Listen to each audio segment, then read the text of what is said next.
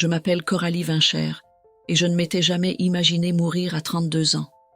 Infirmière en traumatologie à Seattle, j'avais vu des centaines de morts, mais en faire moi-même l'expérience a bouleversé ma perception de la vie de la mort et de ce qui se passe après.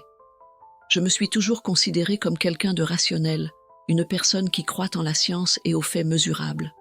Avant mon expérience, j'aurais rejeté les expériences de mort imminente comme de simples hallucinations provoquées par un cerveau en train de se dégrader.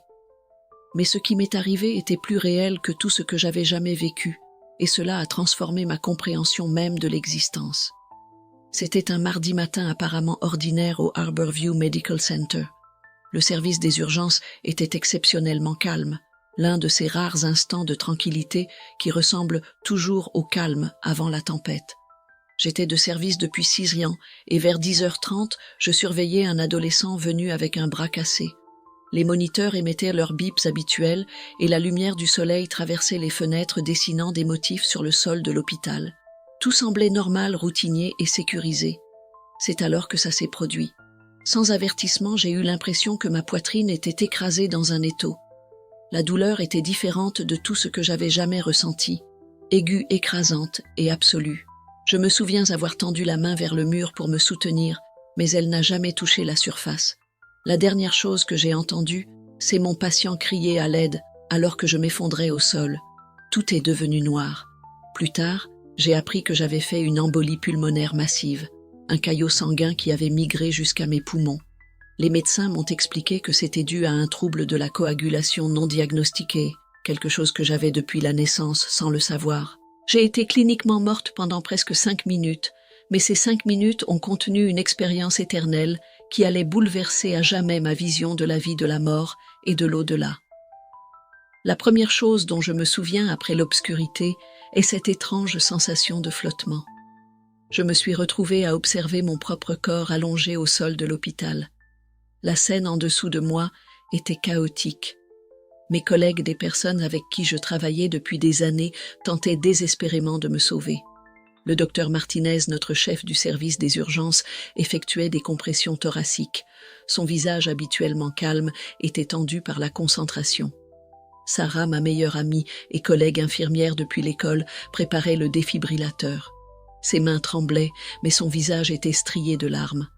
Je voulais leur dire que j'allais bien, que cette douleur écrasante avait disparu, que je ressentais une paix inexplicable m'envahir.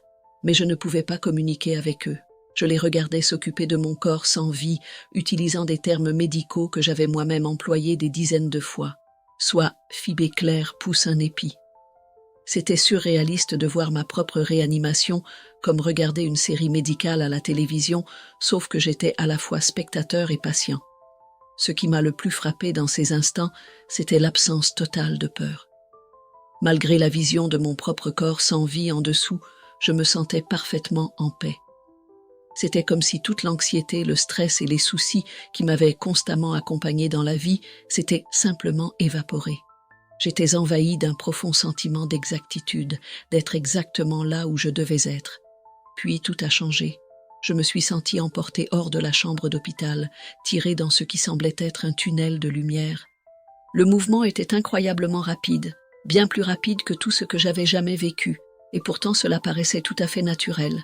La lumière devenait de plus en plus intense, mais ne me faisait pas mal aux yeux. Au contraire, elle était chaleureuse et accueillante, comme rentrer chez soi après un long voyage. En traversant ce tunnel de lumière, j'ai commencé à remarquer quelque chose d'extraordinaire. Ma conscience s'élargissait. Mes pensées devenaient plus claires, plus profondes. Je pouvais soudain comprendre des choses qui m'avaient toujours intriguée dans la vie. C'était comme si je voyais tout à travers une fenêtre auparavant embuée et que maintenant, la vitre avait été nettoyée.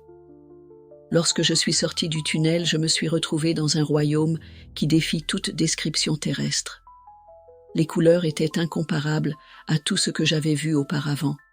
Des couleurs inexistantes dans notre monde physique. L'air lui-même semblait vivre avec de la musique une harmonie si belle qu'elle me faisait pleurer. Mais ce n'étaient pas des larmes physiques. J'ai réalisé que je n'avais plus de corps physique. J'existais désormais comme pure conscience, pure présence. C'est alors que je l'ai vu. Jésus se tenait devant moi, mais pas tel qu'il est habituellement représenté dans l'art religieux. Sa présence était à la fois impressionnante et étrangement familière. Il dégageait un amour si pur et puissant que je suis tombée à genoux. Ou du moins, c'était la sensation bien que je n'avais pas de forme physique. Sa lumière surpassait celle du tunnel et pourtant, je pouvais le regarder sans aucune gêne. Ses yeux contenaient toute la sagesse de l'univers, mais aussi une compassion infinie qui me donnait l'impression d'être entièrement comprise et profondément aimée. « Cordelia, dit-il, en m'aidant à me relever, il y a quelque chose que tu dois voir. » Sa voix n'était pas physique, c'était plutôt comme une pensée pure transmise directement dans ma conscience. D'un geste de la main, l'espace autour de nous se métamorphosa et je vis ce que je peux seulement décrire comme la vérité la plus bouleversante sur ce qui arrive aux âmes après la mort. Le royaume dans lequel nous nous trouvions, que Jésus expliqua être le troisième ciel, était vaste au-delà de toute compréhension. Il n'était soumis à aucune loi physique ni aux dimensions telles que nous les connaissons. Il semblait plutôt exister simultanément dans de multiples dimensions, avec différentes zones ou états d'existence qui s'entrecroisaient et s'entremêlaient. Ce n'est pas le ciel final, expliqua Jésus, mais un royaume de transition où les âmes viennent immédiatement après la mort. Pense à cela comme à une station divine, un lieu de guérison, d'apprentissage et de préparation pour ce qui vient ensuite. Le royaume était divisé en différentes sections, chacune ayant une fonction précise pour les âmes qui y résidaient. Jésus commença à me dévoiler chaque zone, expliquant leur signification et l'état des âmes qui s'y trouvaient. Ce que je voyais bouleversait tout ce que je croyais savoir sur la mort et l'au-delà. Dans la première section que Jésus appela les jardins de la paix, je vis des âmes s'épanouir dans ce qui ressemblait à une lumière dorée. Elles paraissaient dans un profond état de repos et de sérénité. Plusieurs étaient de plongés dans une méditation ou une prière profonde, tandis que d'autres contemplaient en silence la beauté environnante. Le paysage lui-même était animé de couleurs et de motifs qui évoluaient et changeaient en fonction des pensées et des émotions des âmes. Ce sont les âmes qui ont mené des vies d'amour et de service. Jésus expliqua qu'elles se reposent ici, grandissant en compréhension et en paix, en attendant la résurrection finale. Leur vie terrestre était marquée par la bonté, la compassion et un désir sincère d'aider les autres. Elles expérimentent maintenant les premiers fruits de leurs bonnes actions. Je remarquai que ces âmes semblaient rayonner de leur propre lumière intérieure, bien que certaines brillassent plus intensément que d'autres. La lumière que tu vois, dit Jésus en répondant à ma question muette, reflète le degré auquel ils ont laissé l'amour divin agir en eux durant leur vie terrestre. Pourtant, même maintenant, ils continuent à briller toujours davantage à mesure qu'ils approfondissent leur compréhension et leur lien avec l'amour divin. Mais ce qui m'a vraiment surpris, c'était la seconde partie que Jésus appelait les salles d'apprentissage. Là, les âmes étaient activement engagées dans ce qu'il nommait l'apprentissage divin. L'espace était rempli de ce qui ressemblait à des amphithéâtres de lumière où les âmes fraîchement arrivées travaillaient avec des êtres plus évolués, des guides d'une sagesse et d'une compassion remarquables. J'ai vu des âmes participer à des revues de vie, non pas comme un jugement, mais comme une expérience d'apprentissage profonde. Elles pouvaient voir chaque action qu'elles avaient accomplie durant leur existence terrestre, non seulement de leur propre point de vue, mais aussi de celui de tous ceux que leurs actes avaient touchés. Chaque parole douce, chaque geste désintéressé, chaque instant d'amour envoyait des vagues de lumière à travers le cosmos. À l'inverse, chaque mot dur, chaque acte égoïste, chaque moment de cruauté avait créé des ondes d'obscurité. Il ne s'agit pas de punition, précisa Jésus, percevant mon inquiétude face aux âmes qui revivaient leurs erreurs. C'est une question de compréhension et de croissance. Chaque âme doit voir et saisir l'impact réel de ses choix pour évoluer et progresser. Dans une scène particulièrement émouvante, j'ai observé une âme revisiter un instant où elle avait fait preuve de gentillesse envers un inconnu en donnant de l'argent à une personne sans abri. Lors de la revue, elle pouvait voir comment ce geste unique avait non seulement aidé la personne à acheter de la nourriture ce jour-là, mais avait aussi ravivé sa foi en l'humanité. Cette foi retrouvée l'avait poussée à chercher de l'aide, ce qui avait fini par transformer sa vie et lui permettre à son tour d'aider les autres. Les répercussions en chaîne de cet acte de bonté unique avaient touché des centaines de vies au fil du temps. À l'opposé, j'ai vu des âmes apprendre de leurs erreurs. Une âme revécut un moment de colère où elle avait parlé durement à son enfant. Elle ressentit non seulement la douleur immédiate de son enfant, mais vit aussi comment cet épisode avait laissé une blessure affectant la confiance et les relations de son enfant tout au long de sa vie. Pourtant même cette revue difficile se déroulait dans un climat d'amour et de compréhension.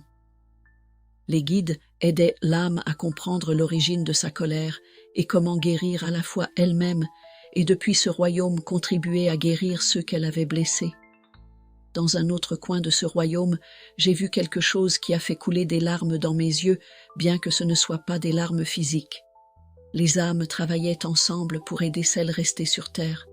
Ce sont ce que les humains appellent souvent des anges gardiens. Jésus a expliqué que beaucoup sont des âmes qui ont choisi de rester dans ce royaume pour aider à guider et protéger ceux qui sont encore vivants. J'ai reconnu ma grand-mère parmi elles, ayant l'air exactement comme dans sa jeunesse, pleine de vie et d'amour. Elle m'a souri, et soudain, j'ai été submergée par la compréhension de la manière dont elle avait aidé à guider notre famille depuis son départ. Elle m'a montré d'innombrables moments où elle avait été présente, envoyant amour, guidance et protection.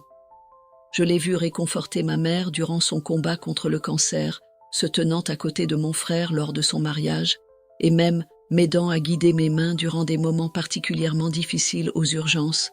Chaque prière est entendue. Ma grand-mère m'a dit, ses pensées coulaient directement dans ma conscience. Chaque moment de besoin est connu. Nous ne pouvons pas toujours prévenir les difficultés car les défis sont nécessaires à la croissance.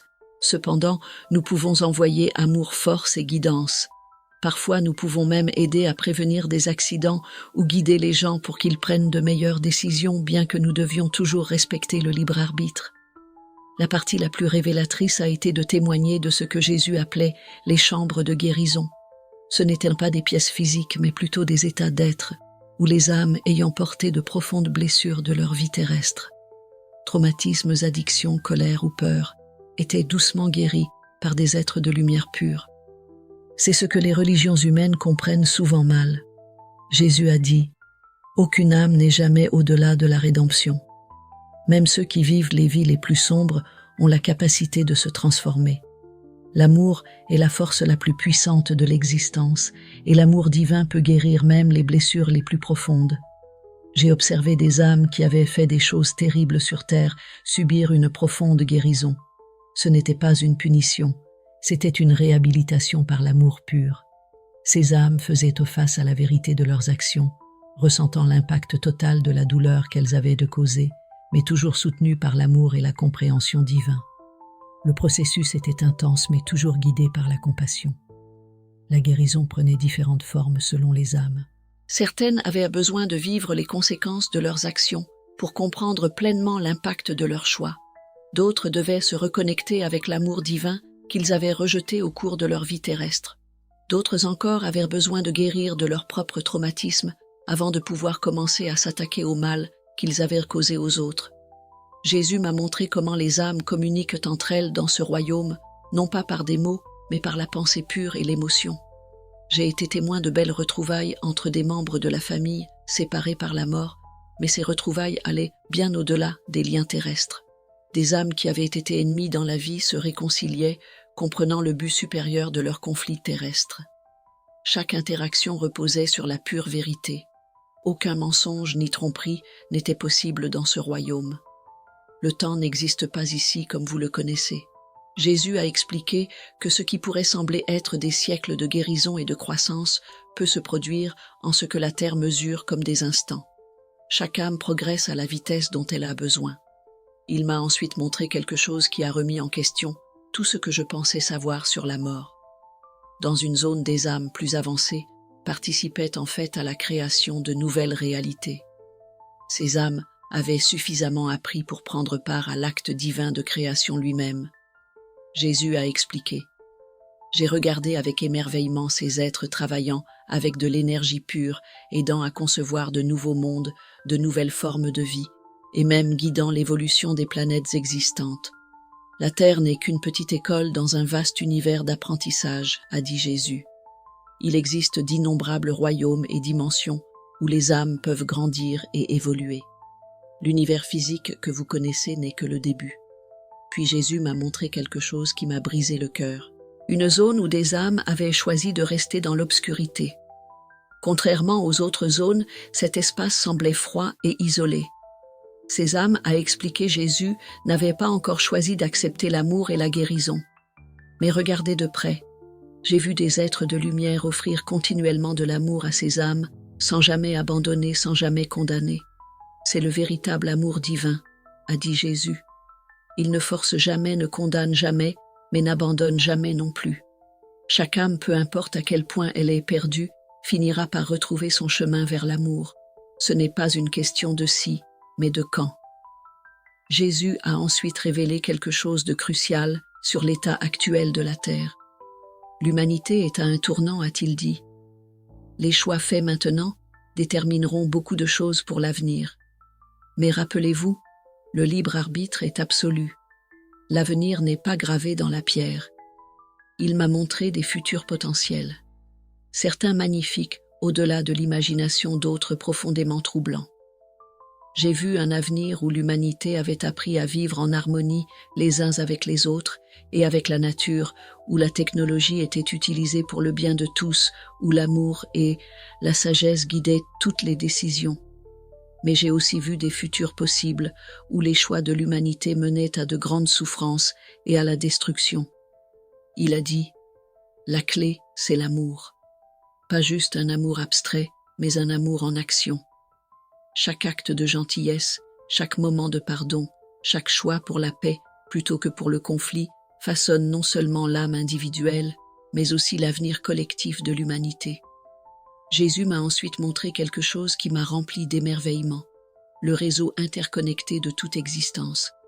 Je pouvais voir comment chaque âme était liée à chaque autre âme, comment chaque action affectait l'ensemble, comment l'amour était la force qui unissait tout. C'est pourquoi le pardon est si crucial, a-t-il expliqué. Lorsque vous pardonnez aux autres, vous vous guérissez aussi et contribuez à la guérison de l'univers tout entier. J'ai vu comment les prières et les pensées d'amour créaient de véritables motifs de lumière qui influaient sur le monde physique. J'ai observé des personnes sur Terre envoyer des prières pour leurs proches et j'ai vu comment ces prières étaient reçues et répondues par des êtres de lumière. Parfois, les réponses arrivaient de manière inattendue, mais aucune prière sincère ne restait sans réponse. Lorsque Jésus m'a dit que ce n'était pas encore mon heure, il m'a confié une mission. « Dis-leur ce que tu as vu », m'a-t-il dit. « Dis-leur que la mort n'est pas la fin, que chaque âme poursuit son chemin, que l'amour est la force la plus puissante de l'existence et que personne n'est vraiment perdu. » Avant que je revienne, Jésus a partagé une dernière vérité qui m'a profondément touchée. Il a dit « La plus grande illusion est l'illusion de la séparation. Toutes les âmes, tous les êtres, toute la création sont connectés d'une manière que vos esprits terrestres ont du mal à comprendre. L'amour que vous donnez aux autres, vous vous le donnez à vous-même. Le mal que vous faites aux autres, vous vous le faites à vous-même. Voilà pourquoi le pardon et l'amour sont si essentiels. Ce sont les forces qui guérissent non seulement les âmes individuelles, mais aussi toute la trame de l'existence. Il m'a montré comment chaque acte d'amour crée des vagues de lumière qui ondulent à travers toutes les dimensions de la réalité, guérissant et élevant tout ce qu'elle touche. À l'inverse, les actes de haine et de peur créent une obscurité qui doit finalement être transformée par l'amour. C'est le grand travail de toutes les âmes, a-t-il expliqué. Apprendre à transformer l'obscurité en lumière, la peur en amour et la séparation en unité. Soudain, je me sentis tiré en arrière. La dernière chose que j'entendis fut Jésus dire « Rappelle-toi, l'amour n'est pas seulement un sentiment, c'est un choix, et c'est un choix qu'il faut faire sans cesse à chaque instant. » Je me réveillai en sursaut sur le sol de l'hôpital entouré de mes collègues. Le défibrillateur venait de délivrer son 3e choc. Selon les dossiers médicaux, j'avais été cliniquement mort pendant 4 minutes et 52 secondes, mais ces minutes contenaient une éternité de compréhension. Depuis ce jour, je ne suis plus le même. Je ne crains plus la mort. Au contraire, j'apprécie la vie bien plus profondément. Je vois chaque personne comme une âme en voyage digne d'amour et de compréhension. Je sais que notre temps sur Terre est précieux, une occasion unique d'apprendre et de grandir d'une manière impossible dans d'autres dimensions. Mon travail d'infirmier a pris un nouveau sens. Lorsque je regarde les patients aujourd'hui, je ne vois pas seulement leur corps physique, je perçois leurs âmes lumineuses et belles malgré leurs circonstances extérieures. Je comprends que la guérison concerne non seulement le corps, mais aussi l'âme. Parfois, lorsque les conditions s'y prêtent, je peux même sentir la présence d'êtres de lumière qui guident et réconfortent à la fois les patients et le personnel soignant. La vérité la plus importante que j'ai apprise est la suivante. Ce que font les personnes décédées en ce moment est bien plus beau et significatif que ce que la plupart d'entre nous imaginent. Elles ne se reposent pas simplement en paix. Elles grandissent activement, apprennent, guérissent et participent même à façonner l'avenir de l'existence elle-même. Et l'amour qui unit toutes les âmes ne meurt jamais. Il ne fait que grandir, au fur et à mesure que nous progressons à travers les différents plans de l'existence. Je partage cette histoire non pas pour convaincre quiconque d'une vision religieuse particulière, mais pour offrir espoir et compréhension sur le chemin que nous parcourons tous. Que vous croyiez ou non à mon expérience, j'espère que vous retiendrez cette vérité essentielle. L'amour est la force qui fait vibrer l'univers, et chaque acte d'amour, aussi petit soit-il, résonne à travers l'éternité. Les morts ne sont pas parties. Elles sont plus vivantes que jamais, prenant part à un grand processus d'évolution cosmique que nous ne pouvons qu'entrevoir depuis notre perspective terrestre. Et un jour, nous comprendrons tous cette vérité par nous-mêmes. D'ici là, notre mission est simple mais profonde, apprendre à aimer plus intensément, pardonner plus aisément et vivre plus pleinement, sachant que chaque choix que nous faisons façonne non seulement le chemin de notre propre âme, mais aussi celui de toute la création,